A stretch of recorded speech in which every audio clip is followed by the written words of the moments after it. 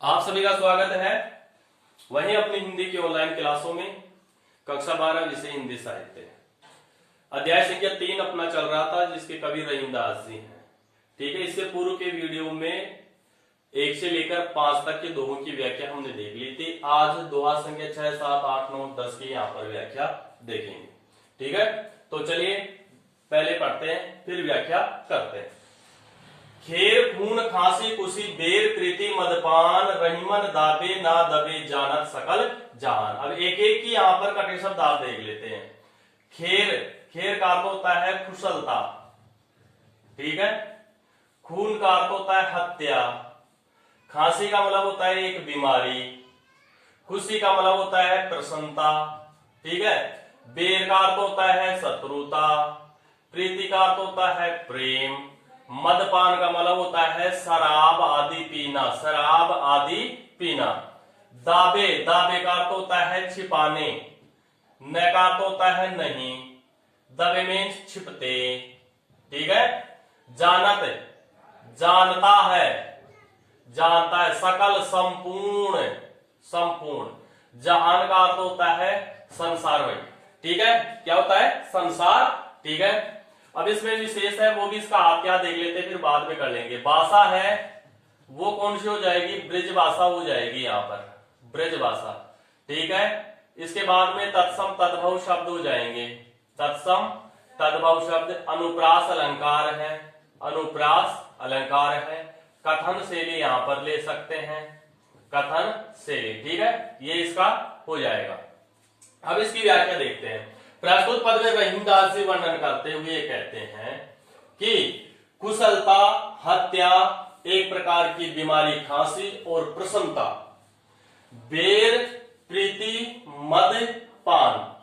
बेर किसी से शत्रुता करना, किसी से प्रेम करना, शराब आदि के दुर्व्यवहार है वह रहीमन दाबे ना दबे। यह है सब बातें हैं, मनुष्य है इनको कितना ही छिपाने का प्रयत्न करे लेकिन वह छिप नहीं पाते हैं। जानत सकल संसार, और एक दिन ऐसा आता है इन सब के बारे में पूरा संसार है, संपूर्ण संसार है, वह संपूर्ण संसार क्या कर लेता है, जान लेता है, जान जाता है। किसके बारे में, कुशलता के बारे में, किसी की हत्या कर दी उसके बारे में, एक बीमारी खांसी, अपने खांसी होती है वो हम उसे कितना ही दबाने की कोशिश करें लेकिन बाहर खांसी आई जाती है।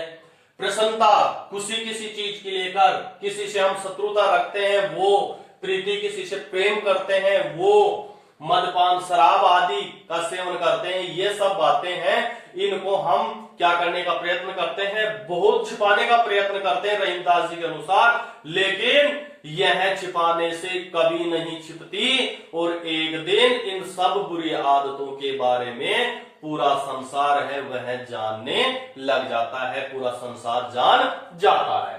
ठीक है भाइयों, क्लियर। अब देखते हैं 7वां पद। जो रहीम उत्तम, उत्तम का अर्थ होता है श्रेष्ठ, प्रकृति का अर्थ होता है स्वभाव, का यानी क्या, करी कर, सकत सकता, कुसंग बुरी संगति या बुरा व्यवहार, चंदन विष व्यापत, व्यापत विष का मतलब क्या होता है जहर, व्यापत का अर्थ होता है असर। ठीक है, लिपटे का मतलब लिपटे, रहत मीन्स रहते, भुजंग का अर्थ होता है सांप, क्या होता है सांप। ठीक है, इसमें क्या बन जाएगा, भाषा वही तत्सम तद्भव, वही अनुप्रास और दृष्टांत अलंकार इसमें हो जाएगा, ये ध्यान से सुन लो। ठीक है भाई, क्लियर। अब देखिए यहां पर रहीमदास जी है, यहां श्रेष्ठ व्यक्तियों के स्वभाव के बारे में बता रहे हैं कि जो इंसान स्वभाव से श्रेष्ठ होता है, उसका व्यवहार बहुत अच्छा होता है, का करी सकत कुशल, वह है श्रेष्ठ व्यवहार वाला व्यक्ति चाहे से कितने ही बुरे लोगों की संगति में बैठे लेकिन वह बुरे अवगुणों को अपने जीवन में ग्रहण नहीं करता। समझ में आ गई कैसे, इस बात को समझाया फिर चंदन विश्व व्यापक नहीं, जिस प्रकार से, यहां से लेना लिपटे रहित भुजंग, जिस प्रकार से चंदन के पेड़ के चारों ओर विषैले दुष्ट बुरी संगति वाले जो सर्प है, वह सर्प उसके चारों ओर लिपटे रहते हैं। लेकिन चंदन विश्व व्यापक, लेकिन चंदन है, वह चंदन उन सर्प के विषैले जहर का असर अपने पर कभी नहीं होने देता है। यानी चंदन का वृक्ष है, वह किसके वृक्ष है, वो सर्प उसके चारों ओर लिपटे हुए रहते हैं, लेकिन चंदन कभी विषैला नहीं होता और वो अपनी महक के लिए ही माना जाता है। ऐसे ही रहीमदास ये कहना चाहते हैं कि जो श्रेष्ठ स्वभाव का व्यक्ति होता है, वह चाहे से कितने ही बुरे लोगों की संगति में बैठ जाए, वह बुरे लोगों की संगति बुरे लक्षण है, वह जीवन में कभी ग्रहण नहीं करता। तो वो व्यक्ति किसके समान होता है भाई? चंदन के समान होता है। इसलिए यहां पर कौन सा अलंकार है? दृष्टांत। पहले यहां पर पहली एक बात कही जाए और फिर दूसरी बात को समझाने के लिए उसी से मिलती जुलती दूसरी बात कही जाए। उदाहरण अलंकार और दृष्टांत अलंकार दोनों समान से हैं, लेकिन उदाहरण में क्या आता है? जो जैसे मिस वाचक शब्द आते हैं और इसमें यह वाचक शब्द नहीं आते हैं, इसलिए यहां दूसरी बात है और यहां पर इस बात को समझाने के लिए ये बात बताई है। यहां पर देखिए उत्तम प्रकृति, उत्तम प्रकृति का अर्थ यहां पर किसने बता दिया? चंदन, चंदन, ठीक है। उत्तम प्रकृति का श्रेष्ठ व्यक्ति, और यहाँ कौन है? चंदन है श्रेष्ठ व्यक्ति, इसलिए दृष्टांत है। पहले वाक्य से मिलती जुलती दूसरी बात, ठीक है। तो यहाँ अपने को भी व्यवहार अपने दैनिक जीवन में ऐसे रखना है। हम कितने ही बुरे लोगों की संगति में बैठे, लेकिन हमें उन बुरे लोगों का व्यवहार, उनके अवगुण बुराइयां हैं, उन्हें अपने जीवन में नहीं ग्रहण करना है। हमें चंदन बनना है, श्रेष्ठ व्यक्ति बनना है, ठीक है भाई, समझ आ गई। अब देखते हैं आपको जो रहीम गति, गति का अर्थ होता है दशा या स्थिति, ठीक है भाई।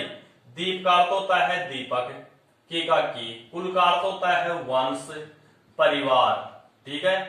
कपूत बुरे आचरण वाला पुत्र, बुरे आचरण वाला। गति का अर्थ वही दशा या स्थिति, सोई का मतलब वही।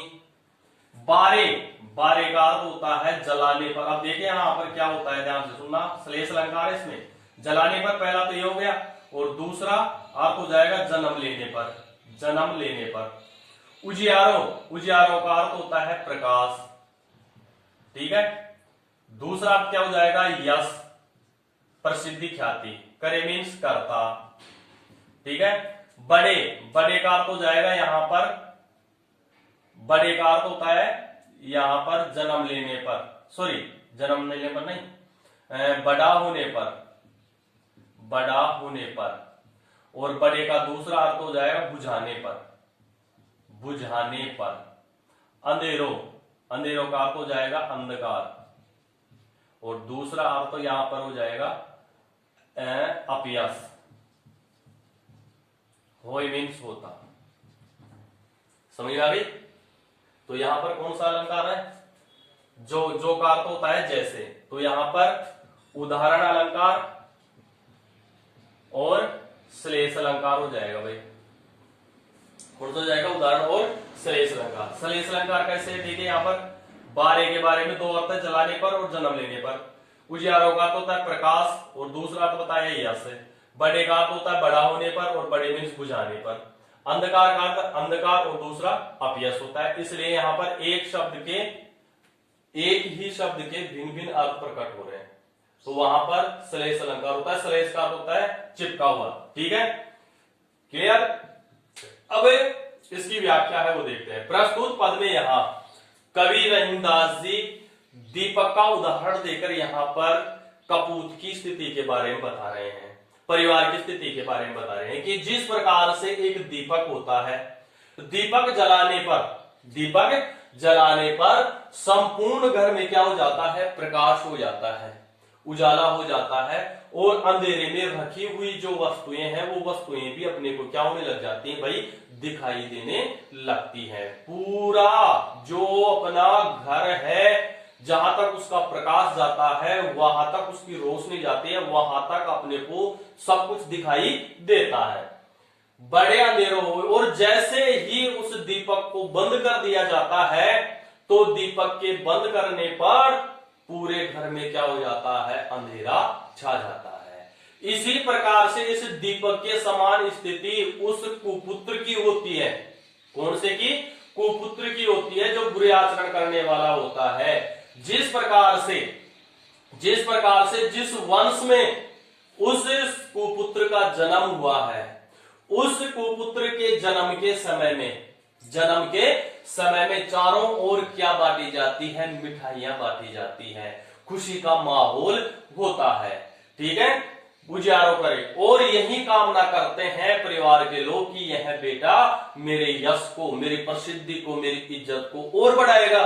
ठीक है, करे बड़े अंधेरों हो। लेकिन वह कुपुत्र कैसा निकल जाता है फिर? जब उसके जन्म लेने पर खुशियां और प्रसन्नता की लहर दौड़ रही थी, वहीं बड़ा होने पर वह क्या होता है? अपयश यानी बुराइयां लेकर आता है। चारों तरफ उसकी बुराइयां होती हैं। ठीक है, तो इस प्रकार से उसकी स्थिति कैसे हो जाती है? जैसे अंधेरा हो जाता है ना दीपक के बुझाने पर, वैसे ही उसका जीवन है वह अपयश से युक्त हो जाता है। समझ में आ गई बात? तो यहाँ आपको बात ये ध्यान रखनी है कि यहाँ पर दीपक के समान यहाँ पर बताया गया है। दीपक को जला रहे हैं, जलाने पर क्या कर रहा है? वो प्रकाश दे रहा है। वैसे ही बच्चा जन्म ले रहा है, जन्म लेने के बाद में क्या कर रहा है? चारों तरफ खुशियां हैं। ठीक है, और दीपक के जलते ही पूरी तरफ चारों ओर क्या दिखाई देता है? उसके प्रकाश की रोशनी से सभी वस्तुएं हैं वो अपने को साफ दिखाई देती है। ऐसे ही परिवार के लोग क्या सोचते हैं कि मेरा बच्चे के जन्म लेने के बाद में मेरा नाम, मेरा यश, प्रसिद्धि को ये आगे बढ़ाएगा।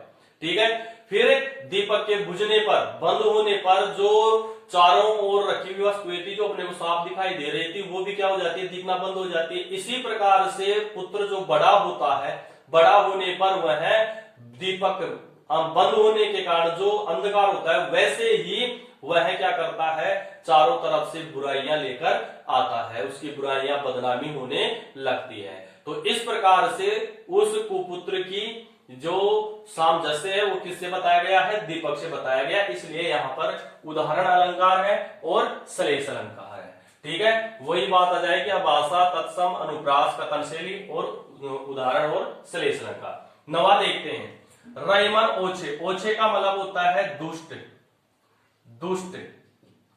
नरन मनुष्य, सो यानी से, बेर का अर्थ होता है शत्रुता, भलो मीन्स अच्छी, ना यानी नहीं, प्रीति का अर्थ होता है भाई प्रेम, काटे काटने पर, काटने पर, चाटे का अर्थ होता है चाटने पर, स्वान का अर्थ होता है कुत्ता, के दो दोनों प्रकार, दोनों, भांति का मतलब प्रकार, विपरीत, विपरीत का अर्थ हो जाएगा विपरीत या उल्टा।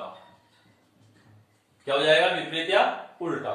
ठीक है, नवा है। इसके बाद में इसमें बात कर लेते हैं अलंकार कौन सा हो जाएगा इसमें? दृष्टांत। पहले यहाँ पर दूसरी बात, पहली बात है या फिर दूसरी बात को ओछे नरन की तुलना किससे की गई है? कुत्ते से की गई है। जैसे यहाँ पर विष की बात बताई थी दृष्टांत में, ध्यान से सुन लेना भाई।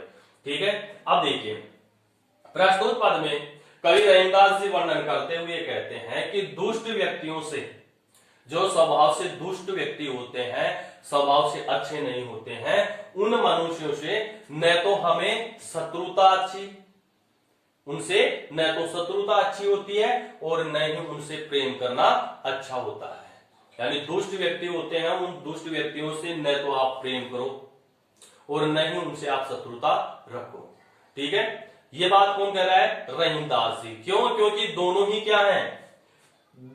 बेर बलो ना प्रीति, ये दोनों ही क्या है? अच्छे नहीं है। कैसे नहीं है? उसको उदाहरण के स्वरूप और दृष्टांत के माध्यम से बताया। काटे चाटे स्वान के, जिस प्रकार से कुत्ते के, जिस प्रकार कुत्ते के चाटने पर भी क्या लगा रहता है? डर लगा रहता है, और कुत्ते के काट लेने पर भी हमें क्या होता है? दर्द होता है, कष्ट होता है। यानी कुत्ता जब चाटता है तो भी हमें क्या लगा रहता है कि कहीं काट ना ले, उसका भय हमें लगा रहता है। उसी प्रकार से काट लेने के बाद में तो अपने को दर्द होता ही होता है। दोनों बातें विपरीत, इस प्रकार से दोनों ही प्रकार से यह विपरीत स्थिति होती है। विपरीत स्थिति कैसे है? कुत्ते को पाल रखा है, ध्यान से सुनना, इसके माध्यम से दृष्टांत है। कुत्ते को पाल रखा है, कुत्ते को पालने के बाद भी अपने पास कुत्ता आता है तो कुत्ता क्या करने लगता है? पूंछ हिलाकर अपने को चाटने लगता है, लेकिन चाटने पर भी अपने को ये महसूस होता रहता है कि कहीं अपने को काट ना ले। तो न तो उससे प्रेम यानी ज्यादा प्रेम करेंगे ना उससे, वो भी अपने को अच्छा नहीं है, और न ही शत्रुता, अगर उसको अपन दूर भगाने की कोशिश करेंगे तो वो अपने को 100% क्या करेगा? काटने का प्रयत्न करेगा। तो ऐसे ही कुत्ता किसके समान है? दुष्ट व्यक्ति है। दुष्ट व्यक्ति से हमें क्या नहीं करनी चाहिए? न तो उससे मित्रता रखो और न ही उससे शत्रुता रखो, क्योंकि दोनों ही प्रकार से अपने लिए क्या है? दुखदाई है। इसको किसके माध्यम से समझा दिया? कुत्ते के समान समझा दिया। तो दुष्ट व्यक्ति कैसा है? कुत्ता है, ये मान लेना आप तो, ठीक है।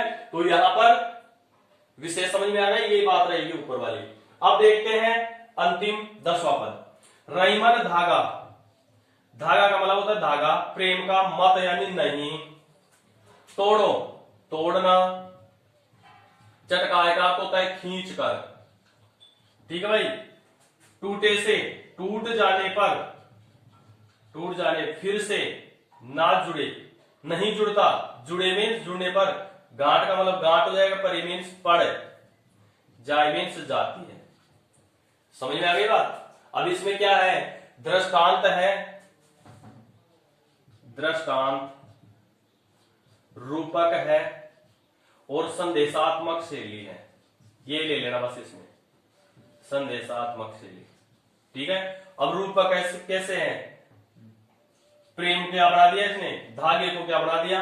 प्रेम। प्रेम प्राकृतिक है, मनुष्य में पाया जाने वाला है, लेकिन धागा है वो धागा अपना है, मनुष्य ने बनाया है, ठीक है। इसलिए उपमेय और उपमान में क्या है? एक रूपता है, अभेदता होने के कारण रूपक अलंकार है। और दृष्टांत प्रेम के बारे में यहां पर बता रहा है, ठीक है। तो उसको क्या बताया? गांठ पड़ जाती है, तो प्रेम के बारे में बताया। तो अब देखिए, रहीमन धागा प्रेम का। प्रस्तुत पद में कवि रहीमदास जी कहना चाहते हैं कि जो प्रेम है वह प्रेम किसके समान होता है? एक धागे के समान होता है। मत तोड़ो चटकाए, तो इस प्रेम रूपी धागे को आपस में खींचकर हमें नहीं तोड़ना चाहिए। प्रेम रूपी धागे को कवि रहीमदास जी कहते हैं कि हमें खींचकर नहीं तोड़ना चाहिए, बल्कि हमें आपस में प्रेम से ही रहना चाहिए। टूटे से फिर ना जुड़े, अगर यह प्रेम रूपी धागा अगर एक बार टूट जाता है तो टूट जाने के बाद में फिर वह प्रेम रूपी धागा नहीं जुड़ता है, और जुड़ता है तो भी क्या होता है? जुड़े गांठ पड़ जाए। और अगर यह प्रेम रूपी धागा वापस जुड़ता भी है तो इसमें क्या बन जाती है? एक गांठ बन जाती है, यानी वह पहले वाला धागा होता है वो धागा नहीं रहता है, यानी मन में क्या हो जाता है? आपस में द्वेष हो जाता है। इसलिए रहीमदास जी कहना चाहते हैं कि प्रेम रूपी जो धागा है, आपस में प्रेम कर रहे हैं तो उस प्रेम रूपी धागे को आपस में खींचकर मत तोड़िए, उसे प्रेम रूपी धागे को ऐसे ही आगे लेकर जीवन पथ पर चलते रहना चाहिए, ठीक है। वह प्रेम रूपी धागा अगर एक बार टूट गया तो टूटने के बाद में वह नहीं जुड़ता है, और अगर वह जुड़ता भी है तो जुड़ने पर उस धागे में गांठ पड़ जाती है। समझ में आ गई? तो वह पहले वाला मन व्यक्ति का फिर नहीं रहता है, ठीक है। दृष्टांत, रूपक और संदेशात्मक शैली है। भाषा ब्रज भाषा है, तत्सम तद्भव अनुप्रास और कथन, ये कथन शैली यहां से हटा देना, इसमें से संदेशात्मक शैली इसमें आ जाएगी, ठीक है। तो इस प्रकार से आज 6 से लेकर 10 दोनों की हमने व्याख्या देखी है, ठीक है भाई। आपको जो कवि परिचय है, यह है कवि परिचय, डिस्क्रिप्शन बॉक्स में इसका पूरा परिचय मिल जाएगा, और संपूर्ण वीडियो के लिंक है वो भी आपको वहां पर मिल जाएंगे, ठीक है भाई। चैनल पर अगर आप नए हैं तो चैनल को सब्सक्राइब कर ले, बेल आइकन घंटी के निशान को दबा दीजिए। वीडियो देखने के बाद में आप लाइक बटन को जरूर प्रेस करें, और अंत में मुझे कमेंट करके जरूर बता दीजिए कि आपको यह वीडियो कैसा लगा। तो आज के लिए बस इतना ही, धन्यवाद।